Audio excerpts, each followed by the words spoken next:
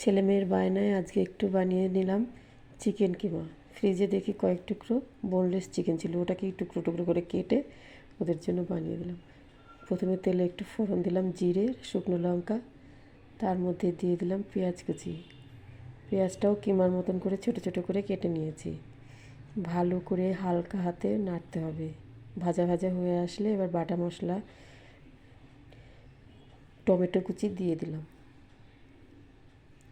আমি সাধারণত বাটা মশলা দিয়েই রান্না করি, তার জন্য শুকনো লঙ্কা বাটা, জিরে বাটা, আদা বাটা, রসুন বাটা সব দিয়ে দিয়েছি। এবার হালকা হাতে নেড়ে চেড়ে ওর মধ্যে পরিমাণ মতন লবণ দিয়ে দিলাম, তারপর হলুদটাও দিয়ে দিলাম।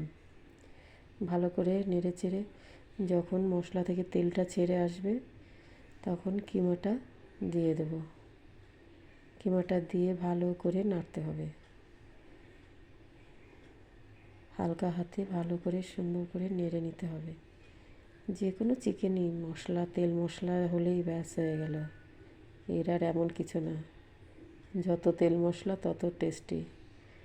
তারপর একটু জল দিয়ে দিলাম, খুব সামান্য জলটা, কেননা ঢেকে ঢেকে রান্না করব। আর হচ্ছে চিকেন যেহেতু কিমা, ও তো অল্পতেই সেদ্ধ হয়ে যায়।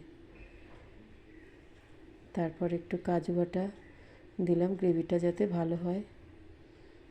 এরপর একটু গরম মশলাও দিয়ে দিলাম। তারপর ধনে পাতা ছিল ঘরে, ওটাও ছিটিয়ে দিলাম। থাকলে দেবেন, না থাকলে না দিলেও চলে।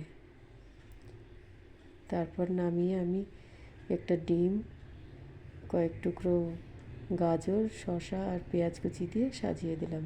দেখতে ভালোই হয়েছিল। এভাবে একদিন করে দেখবেন, ভালোই লাগবে।